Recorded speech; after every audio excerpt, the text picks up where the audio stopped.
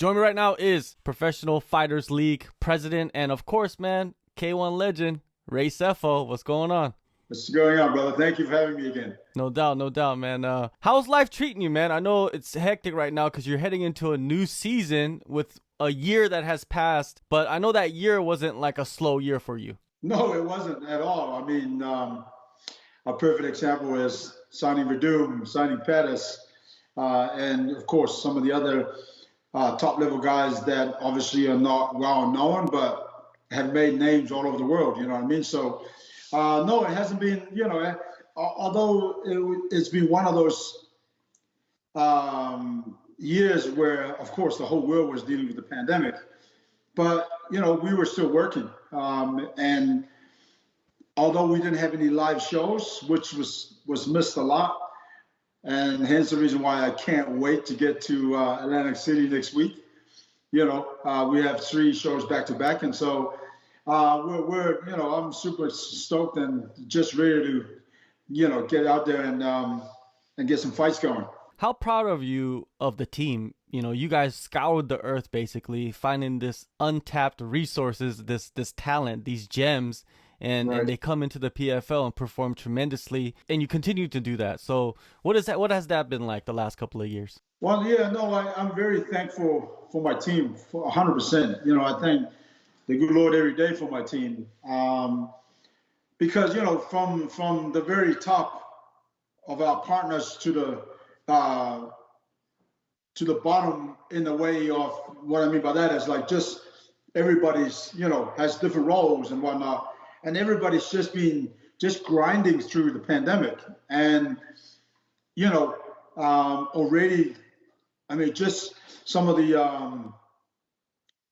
branding and whatnot, even at the Oceans Casino. It's a casino that can be here in Las Vegas, and yet that whole gym is a whole PFL training center right now, and it will be right throughout the regular season, because that's where we're going to be. But 100%. I have such an amazing team, and people are great. Everybody works together in terms of just fine-tuning everything in regards to, from signing great fighters to George and the team and his team with TV, Dan and the guys with social, digital and social media. I mean, like just everybody, to Melissa and Dana and everybody else in the team, T-Wade, who looks after all the fighters. And so, the team is just, like I said, although it's been the world is dealing with a pandemic, the team have been grinding and working hard, and everybody's looking forward to the show on the 23rd. Now, you mentioned earlier 2020 was, the hectic year for everyone. There was obvious frustrations from the fighters since they could not compete. How was it handling all the difficulties, doing damage control? It's funny you say that, because that's exactly what it was. It hasn't been easy, and I get it. All the guys want to compete.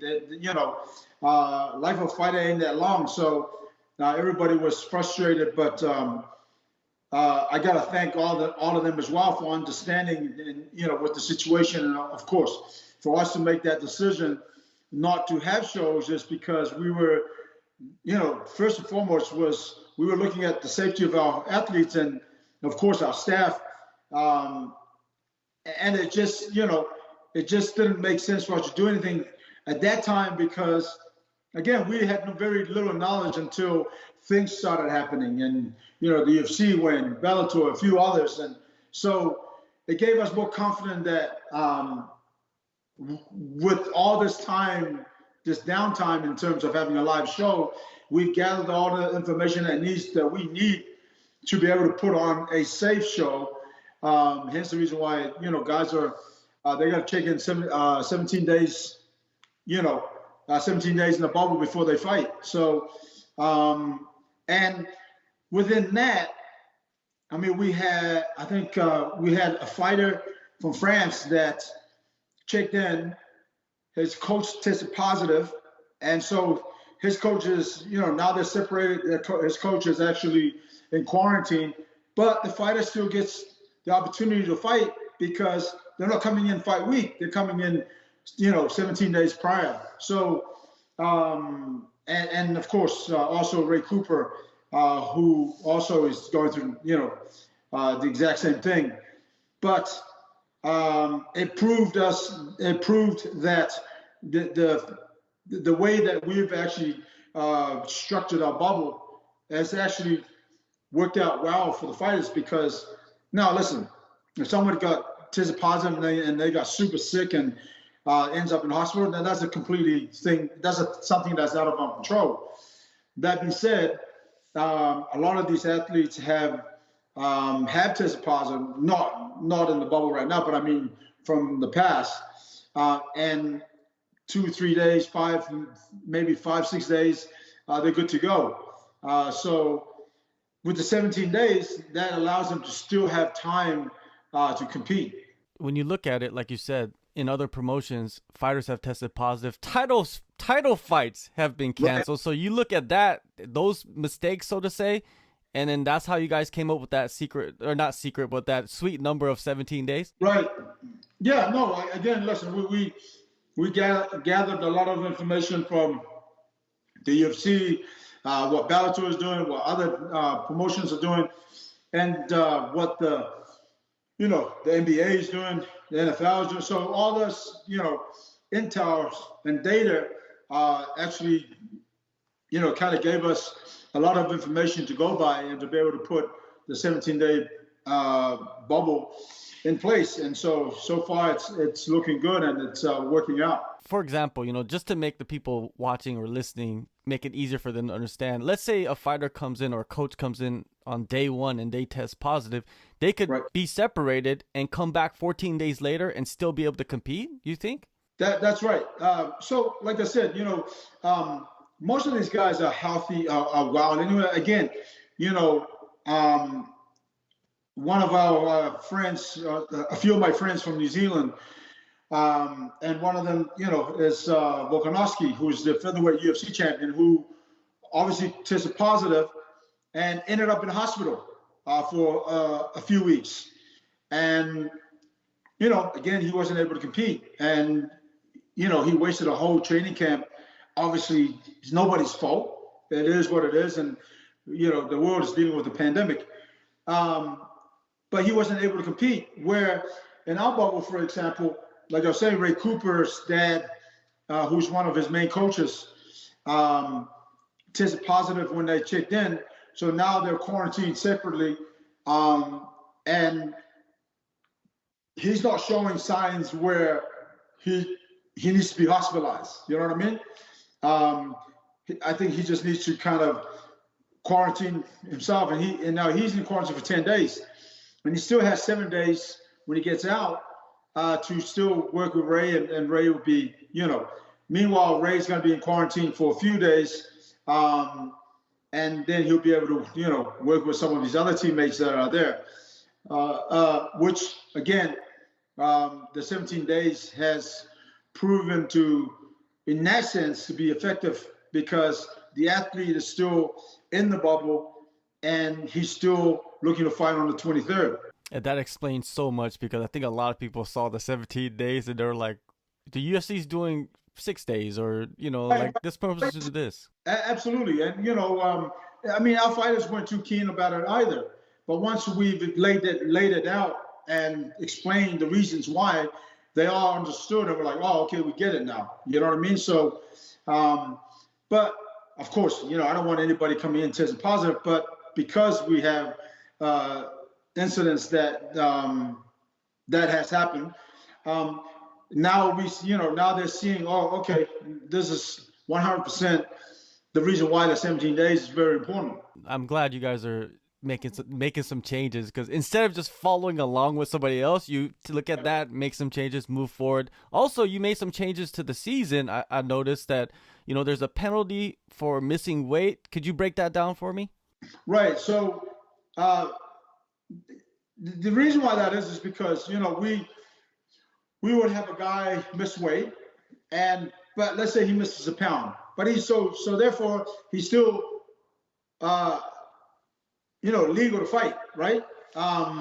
He's still within that weight restrictions for him to fight. But, obviously for the past 2 years, as we were fine-tuning, like I said from the beginning, before the first PFL, I said, listen, this is going to take 5 years or so to get it right, because we're going to fine-tune things here and there.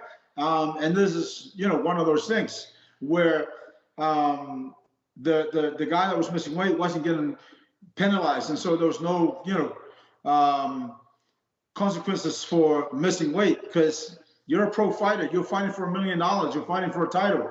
You should not be walking in there and miss weight, let alone quit cutting weight when everybody else is cutting weight, right? So the team kind of, huddled and went over and started making some changes, and that is one of the changes. So what exactly are the penalties for mixing weight now? You lose 1 point.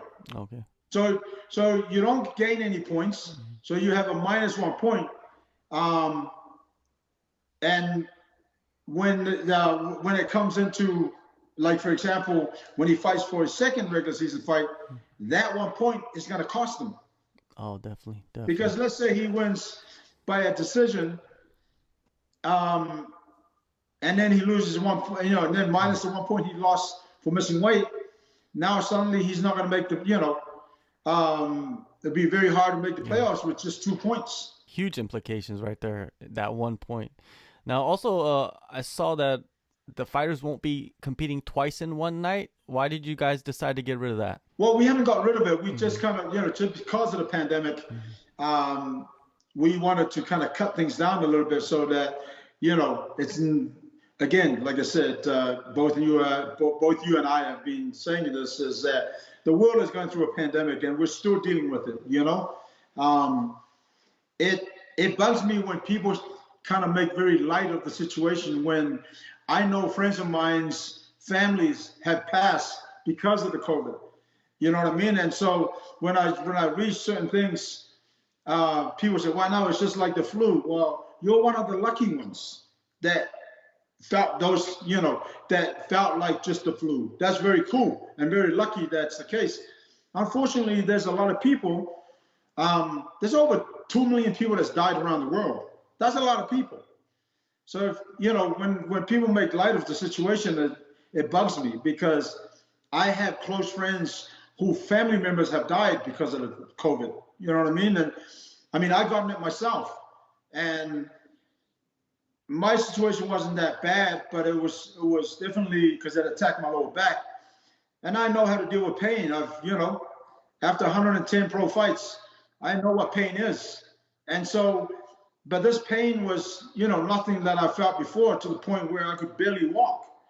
And so when people say, make light of the COVID situation, it bugs me, because I have friends, close friends, who have family members that have died because of COVID. And we're talking about guys who are like in their 30s, just very young guys. So anyway, we've done everything to kind of accommodate for somebody coming in and testing positive. No doubt. Now, Rory McDonald, Anthony Pettis, Fabricio Verdum, and so on, you guys signed all these big free agents. And with all these changes happening, especially with the not fighting twice in one night, it's kind of advantageous for these guys to come in during this season, right? Right. I mean, you're absolutely right, because I don't think I'm not 100% sure. Maybe for Fabricio Verdum, but I'm not sure if any of them has fought, 2 or 3 fights in one night. So, and that's a completely different mindset. With K1, we fought 3 times in one night.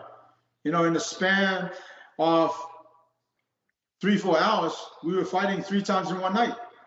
And so, fortunately for these guys, it's a one fight, and then they're looking at the championship. That being said, 2022 is going to be a different story.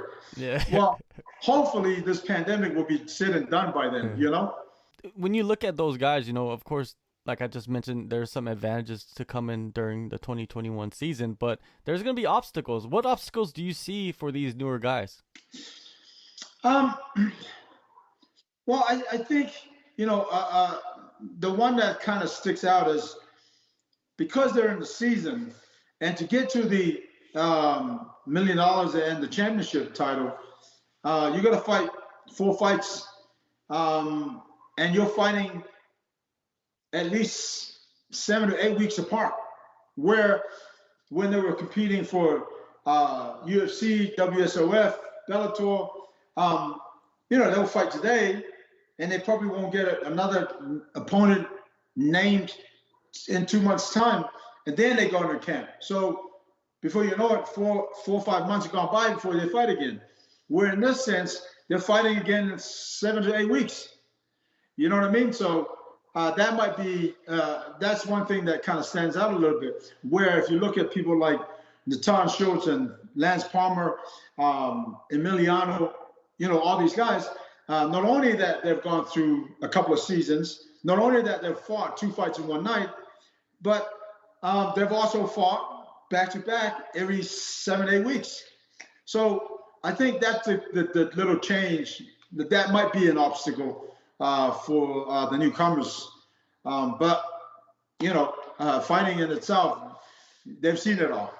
Yeah, Lance Palmer, Latan Schultz, those guys are pretty much built for the PFL, right? Because I've talked to both those guys, and they both have won the $1 million, and Latan twice, right?